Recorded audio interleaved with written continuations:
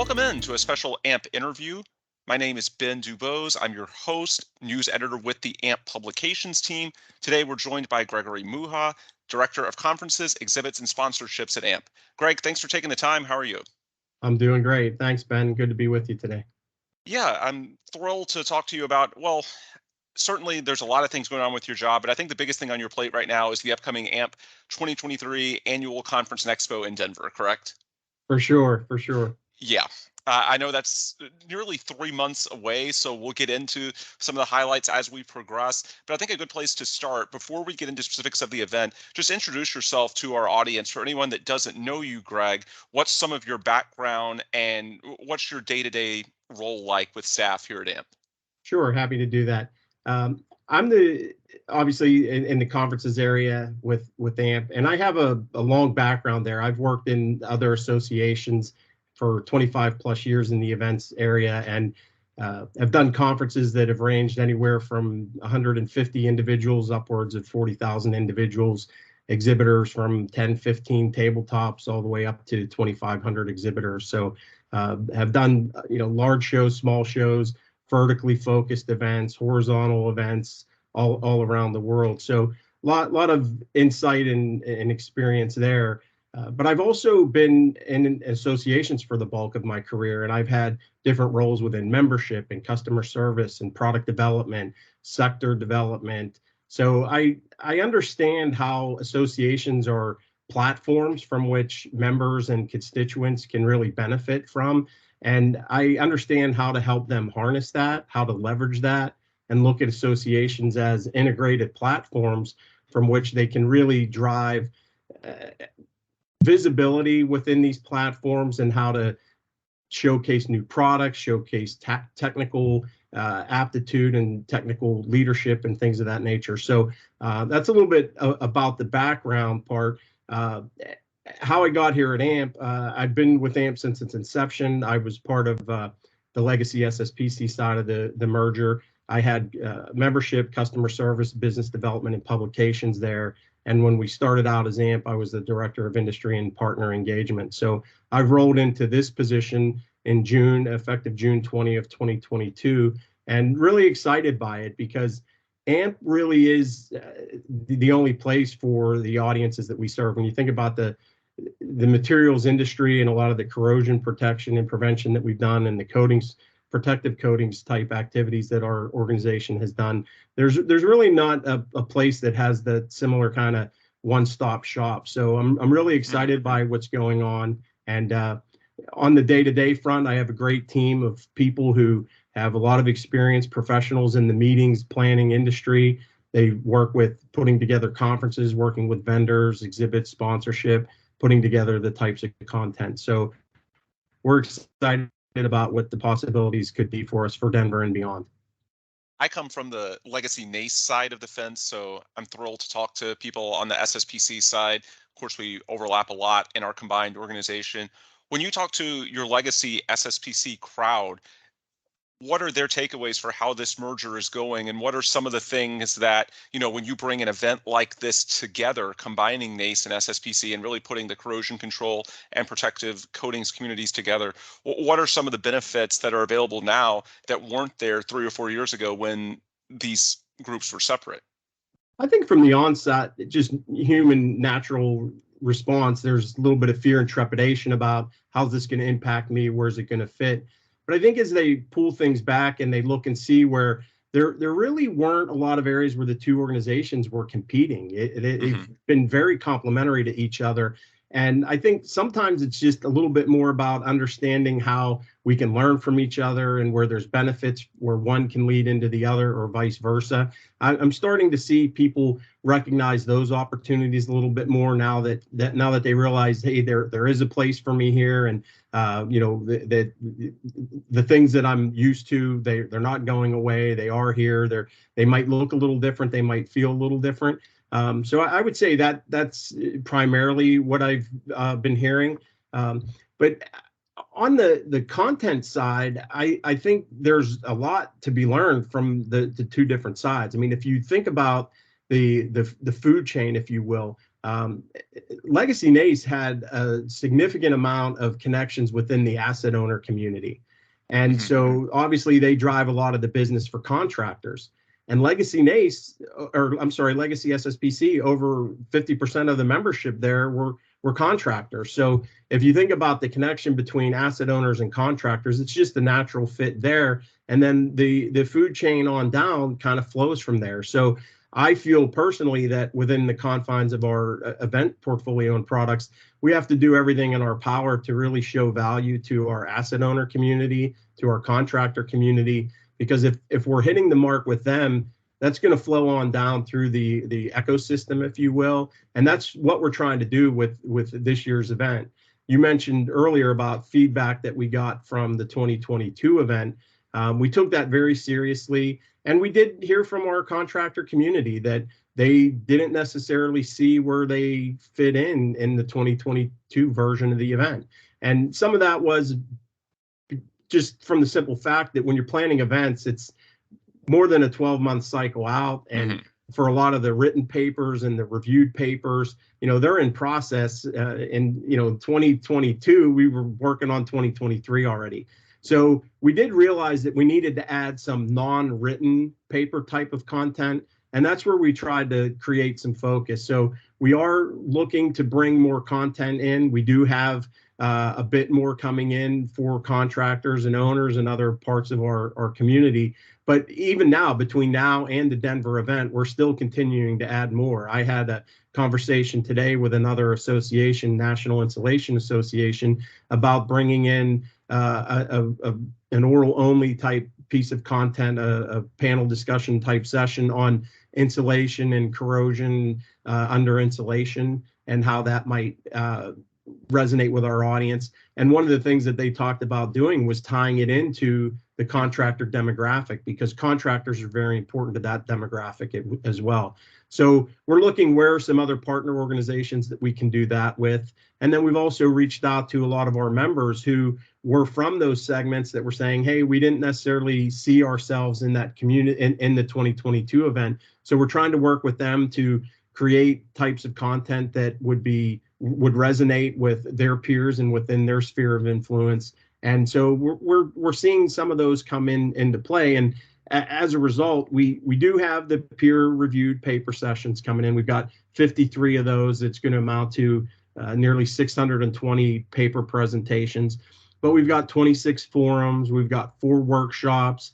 We've got 13 amphitheater presentations that are going to happen on the show floor. Those aren't necessarily new, but there'll be new presentations this year. But what are new are what we call these informational sessions. And these are the ones that are primarily geared toward the contractors, things that would help them on the business side of what they're doing. So those we're going to have for this year. And then we'll have some of the research and progress sessions and topical symposia. We'll have student poster sessions again, standard committees coming with us again, over 25 of those.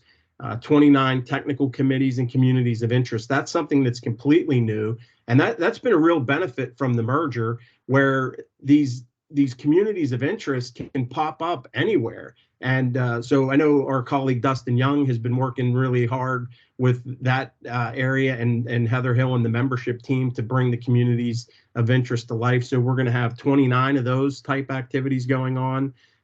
We have a new hosted buyer event this year where Megan Leva from our team and Tiffany Krevix, they're working to match exhibitors with the types of people that they want to most see. So the benefit is that the folks that the buyers want to see, they'll be effectively offering a stipend for those individuals to be able to attend our event. So that's a completely new element this year. And then we also have this student and young professional track, which is pretty exciting. There's a lot of topics that fall under that, things like resume writing, some things around personal branding, standards, how they can get involved, why they might want to use them, why they're important to use them in their work. So kind of a little opportunity to get to know standards, why they're important, and get them involved in that process. And then some things on the leadership front, how to, build your leadership skills and things of that nature. And then on the exhibit floor for that group, we do have a special area called the quad area that's on the exhibit hall, and that'll be dedicated to the students and young professionals. So those are all, great new things. And then the last element of the content piece, if you will, the Emerge Career Fair. Kim Ray and her team have done a great job with the Emerge program. There's a lot of enthusiasm, excitement around that, and I'm thrilled that they're going to leverage the platform again this year. So they'll have a career fair. And let's be honest, I mean, I'm sure you hear this all the time, Ben. Every one of our member companies, all of our constituents, one of the biggest issues that they're facing is workforce development. Where are we going to get the next Yep. generation of talent? How do we recruit them? How do we train them? How do we retrain them? And then how do we retain them? So we're looking for ways to have all those elements showcased in the technical program, within the exhibits, and some of the sponsorships that we have. So I know I threw a lot at you there, but Yep. I did feel compelled to just kind of share that around the program. Yeah, absolutely. We appreciate the background. For those just joining, we're talking now with Greg Muha, Director of Conferences, Exhibits, and Sponsorships at AMP. He's been in that role since June 2022, correct? Yes, sir. Yep. And of course, I'm Ben Dubose, news editor with the AMP publications team. This is a special AMP interview. I know some of the things that you deal with, Greg, were put in place before you took this role in June 2022. As you mentioned, these conferences are years in the making each cycle, and some of the stuff was already in progress. We should also note that, of course, AMP 2023 is not the only thing you're working on. There are plenty of other events and sponsorship opportunities within AMP. And for any of our listeners that want to learn more, just go to amp.org. You can check out our event page, all sorts of opportunities at the AMP website, and you can see what we have going on. The event in 2023 in Denver, certainly a big one in March, but it's not the only thing we have going on. So I strongly encourage you to check out the website for all the resources that AMP has to offer, and hopefully can be of assistance to you in your career. As far as the event in March, though, which is definitely the flagship, I know that's been a focal point for you these last 6 months, and really the next 3 leading up to the actual event, which begins March 19th in Denver. What are some of the things you're working on besides we talked already about some of the technical components of this and what's going to be offered in terms of the programming. What else is new logistically in terms of 2023? What are some of the factors that are perhaps going to be different this year compared to the 2022 cycle? And I suppose what people were used to pre-COVID, when these, well, of course we didn't have AMP, but people, they had their SSPC shows, they had their NACE shows. What's going to be new in the 2023 cycle that people need to get ready for? Yeah, I think the biggest thing are the non-paper sessions, and those should be very interactive. There'll be things that when you have to take the time to write the paper and it has to go through the peer-reviewed process, a lot of times, that's happening well in advance of the event. So these non-paper type of content sessions are ones that can be developed a lot closer to the event. So they can take into account things that are happening timely of nature in and around the industry.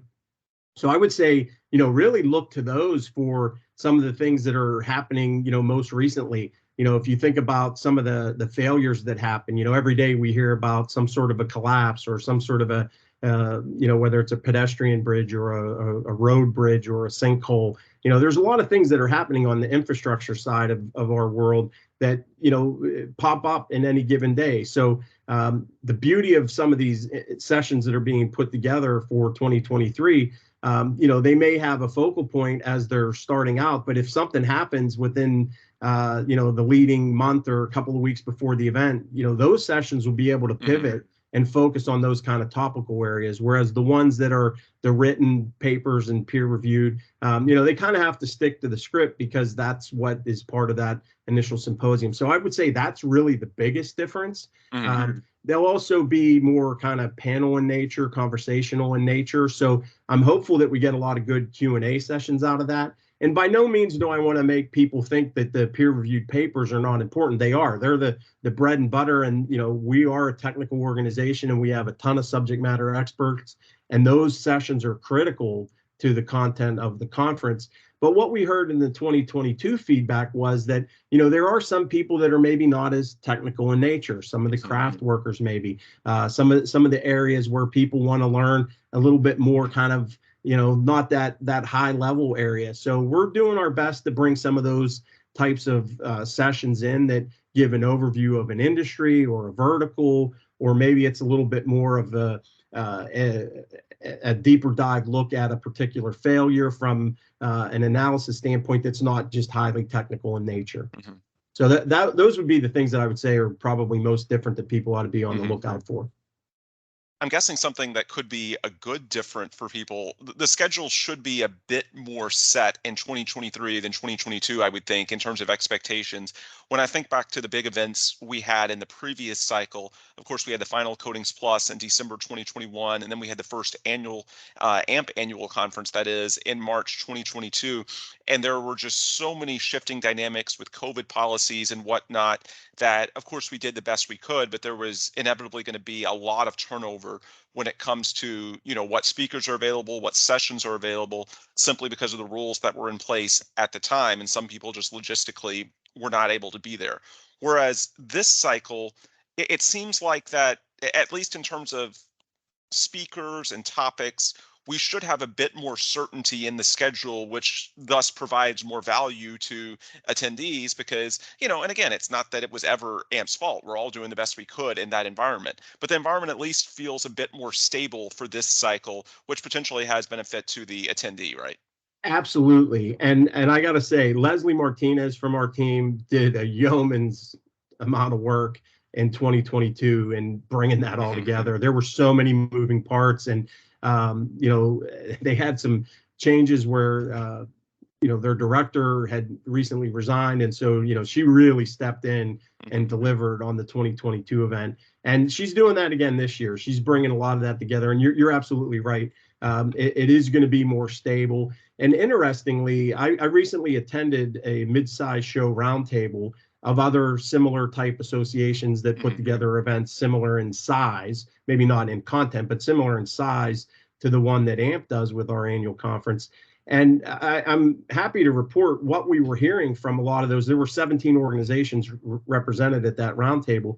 And what we were hearing from them were that they are seeing a return to pre-COVID type participation, that people want to be in person, they're coming out in person. And the one thing that really surprised me was pretty much across the board, most of the participants there who had been doing virtual events or hybrid events because of COVID, they're moving away and going fully live. What they're hearing from their audience and their memberships are that we want to be live and in person.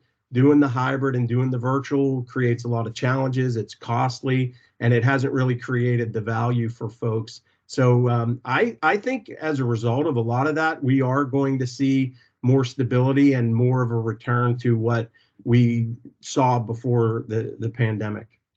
That's a really good point. I mean, it should make for a more stable program, but it should also make for a better user experience in areas beyond simply the program itself, because simply, even earlier this year, there were a lot of people who, for various reasons, maybe it was their own choices, maybe it was policies, who were a bit more COVID hesitant. Whereas in 2023, there's just a bigger pool of people to go, period, which hopefully makes for a better overall experience for people that go to the event.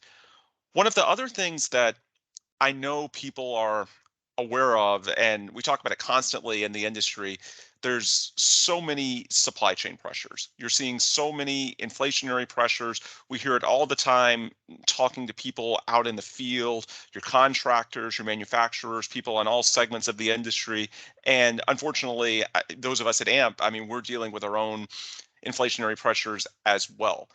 So how does that tie in with this current cycle, and what are some of the things that that we're trying to do to provide more value in that environment?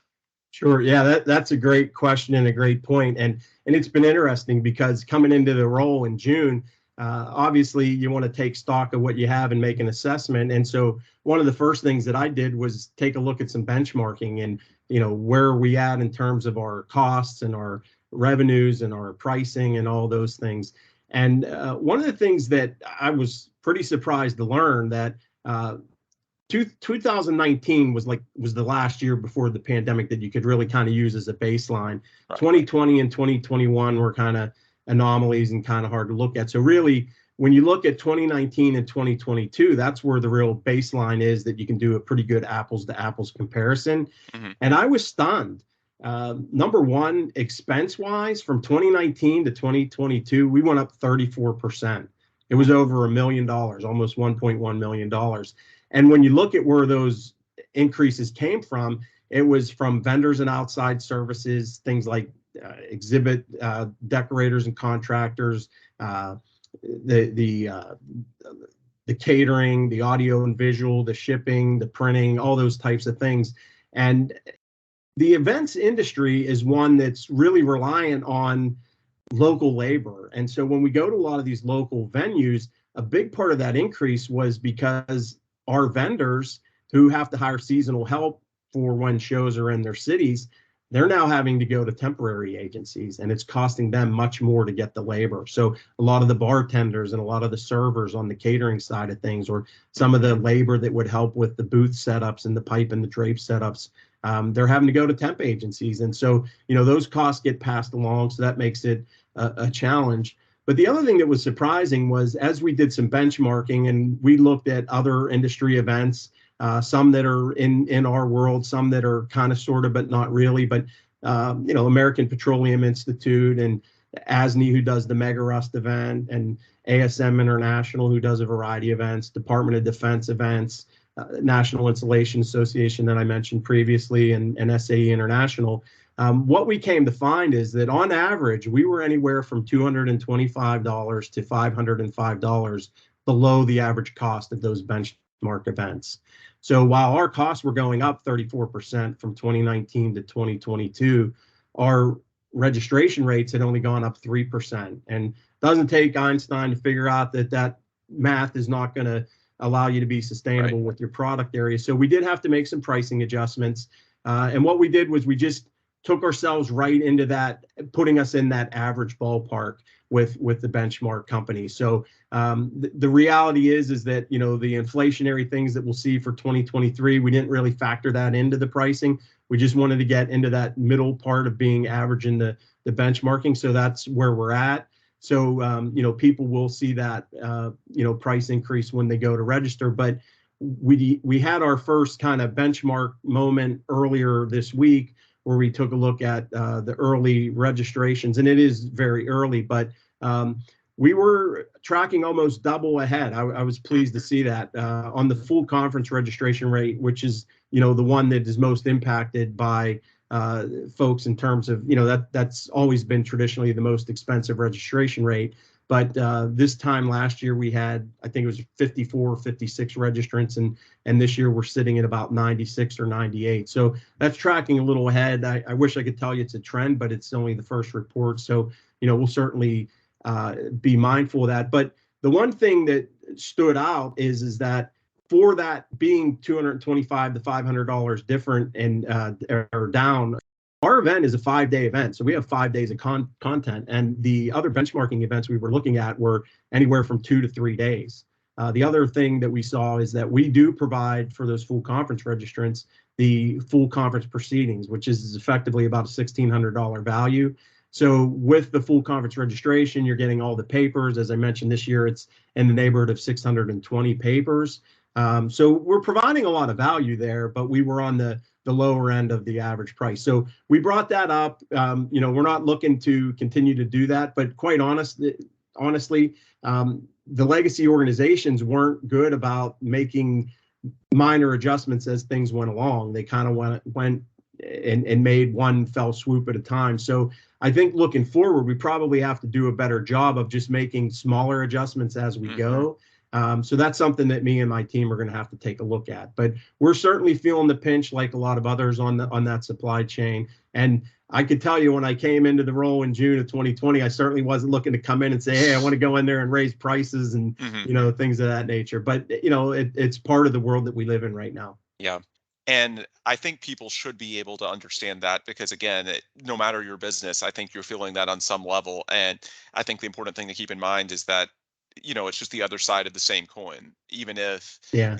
we're not actually a contractor out in the field or a particular vendor, look, we're not immune to these same pressures that are going on out in the field. I mean, the workforce challenges are workforce challenges, and the cost of things are what they are. And so even if it's a different kind of business, at the same time, I think we're sort of all in this together in terms of, supply chain, inflation. That's going to affect, not just a sliver of the industry. That's going to affect really the economy across the board. And unfortunately, AMP is not immune to that. But thankfully, to this point, it sounds like people have been fairly understanding and are, adjusting to the reality that this is just the environment that we're in, and we'll see where this goes moving forward.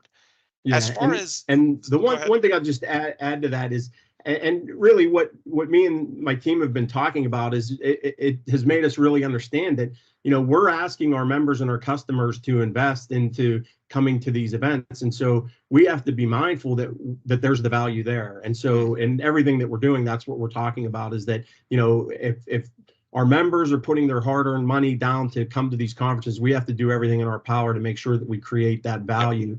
And we do have a conference and events program committee that reports to the AMP Global Center Board of Directors. And so we are working closely with the chair and the vice chair and all the members of that committee to really help us identify what are those content areas that are most important to our members that are going to help bring that value. So as we go forward, that's going to really be the focal point of paying attention to what the members say in terms of what's the content that's of most value and is going to compel people to want to be there, and who are the companies and the individuals that they would like to hear from and see on the podium.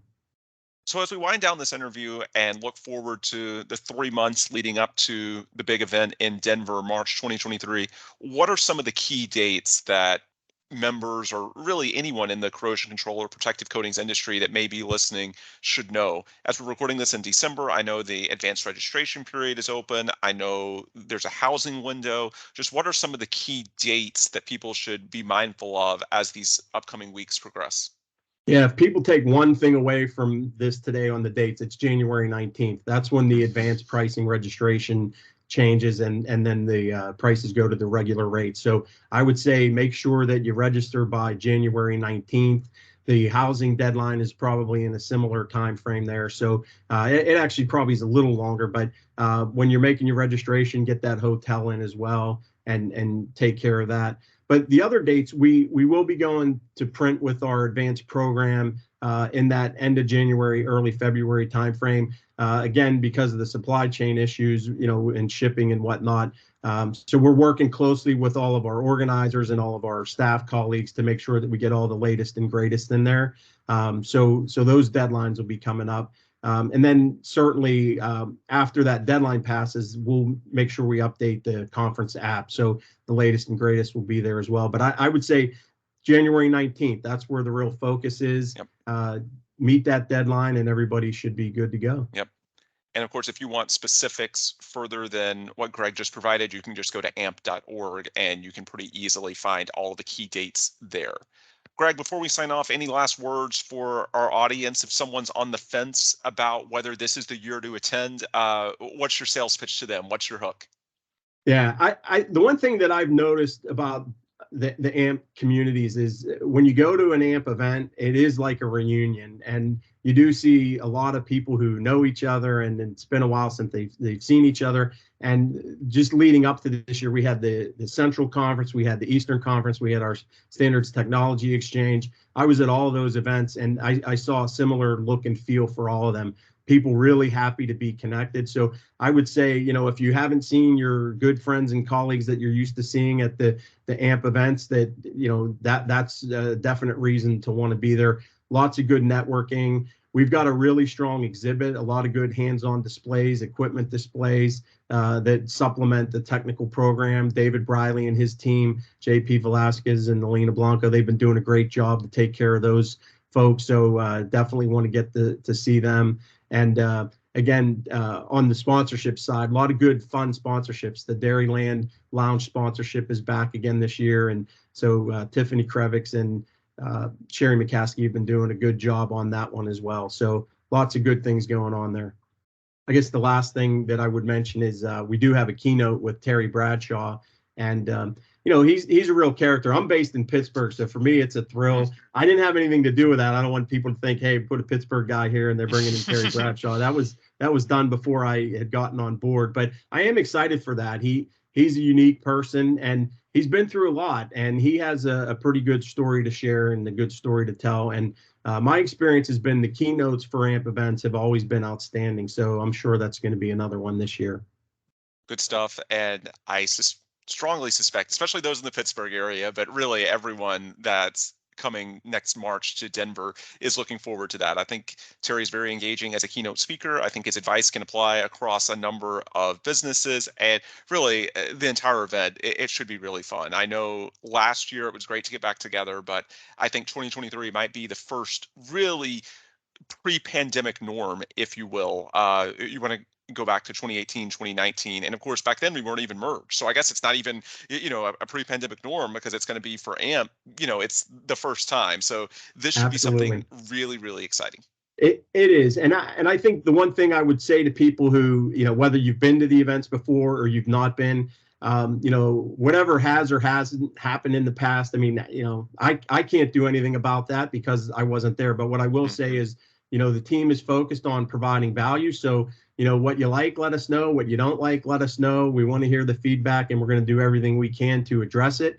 We know we won't be able to do it all at one fell swoop, but we are going to listen to the customer and let the customer be the guide. So, I know I haven't met a lot of the members. I'm kind of I came to the organization in 2018, so a lot of people maybe don't know me, but if you see me at the event, I'd be happy to talk to you and hear what you think, and want to partner and collaborate with people if they want to volunteer to get involved in supporting some of the task forces and some of the initiatives under our conferences and events program committee. Would happy to have them involved in helping us to shape the future where we go to bring value to our members. Awesome. Yeah. Folks, he is Gregory Muha, Director of Conferences, Exhibits, and Sponsorships at AMP. I am Ben Dubose, News Editor with the AMP Publications team. We thank you so much for listening, and please come back soon for another new AMP podcast.